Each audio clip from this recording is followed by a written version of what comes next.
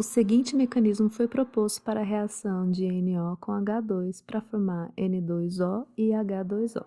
Letra A. Mostre que as etapas elementares do mecanismo proposto somam-se para fornecer a equação balanceada para a reação. Letra B. Escreva a lei de velocidade para cada etapa elementar do mecanismo. Letra C. Identifique quaisquer intermediários no mecanismo.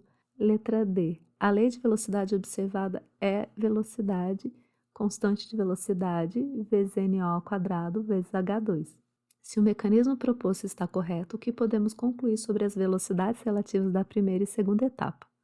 Então, bora lá. Na letra A, ele quer que a gente some as etapas para mostrar que essa soma vai gerar a equação balanceada da reação. Começa copiando as etapas e vamos somar entidade por entidade. Então, na primeira etapa, a gente tem o NO. O NO ele aparece duas vezes, ele só aparece na primeira etapa. Então, a gente soma os dois, NO mais NO, e vamos ter 2NO.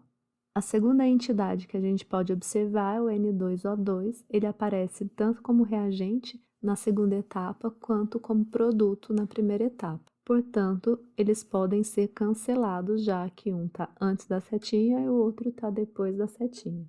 A terceira entidade que a gente tem é o H2, ele aparece só como reagente, então basta colocar mais H2. A próxima entidade é o N2O, que aparece só como produto na segunda etapa, então setinha N2O. E por fim, a última entidade, H2O, só aparece uma vez como produto na segunda etapa, basta então somar mais H2O. Então, a soma nos deu essa equação. Agora, para verificar se essa equação está balanceada, o que a gente precisa fazer? Contar a quantidade de átomos que a gente tem antes da setinha e a quantidade de átomos que a gente tem depois da setinha do mesmo elemento químico, e elas precisam ser iguais. Então, começando com o nitrogênio. A gente tem 2 átomos do nitrogênio no reagente e 2 átomos do nitrogênio no produto. Então, o nitrogênio está certo. Oxigênio, a gente também vai ter 2 átomos de oxigênio no reagente e 2 átomos de oxigênio no produto. Hidrogênio, a gente vai ter 2 átomos de hidrogênio no reagente e 2 átomos do hidrogênio no produto.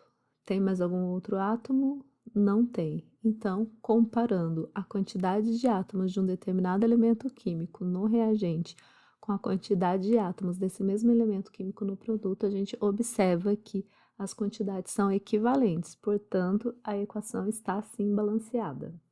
Então, bora fazer a letra B. Na letra B, ele pede para a gente fazer a lei de velocidade de cada uma das etapas. Então, lembrando, lei de velocidade vai ser igual à constante de velocidade dessa etapa vezes a concentração dos reagentes. Primeira etapa, temos V1 vai ser igual a K1 vezes NO vezes NO. Portanto, K1 vezes NO ao quadrado. Na segunda etapa, temos K2 vezes N2O2 vezes H2. Como ele pediu para a gente a lei de velocidade da etapa, mesmo aparecendo o intermediário, a gente não substitui, a gente só deixa indicado quais são essas velocidades. Na letra C, ele pede para a gente identificar quais são os intermediários do mecanismo. Para achar os intermediários, basta a gente olhar na equação global e no mecanismo e ver qual entidade aparece no mecanismo que não aparece na equação global. Então, comparando essas entidades, a gente observa que a única que aparece no mecanismo e não aparece na equação global é o N2O2, portanto, ele é o intermediário.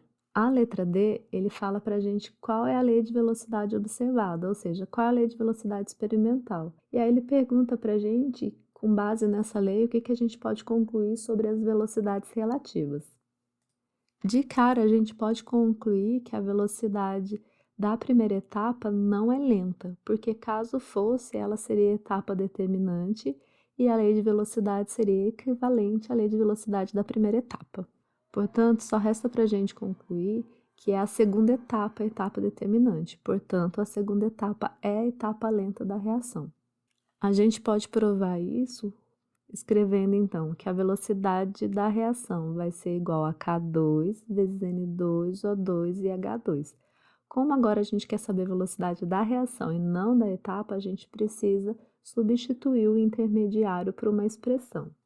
A expressão que a gente vai construir vai ser baseada na ideia de que a primeira etapa é uma etapa rápida, portanto, ela vai entrar em equilíbrio químico, ou seja, a velocidade da reação direta vai ser igual à velocidade da reação inversa.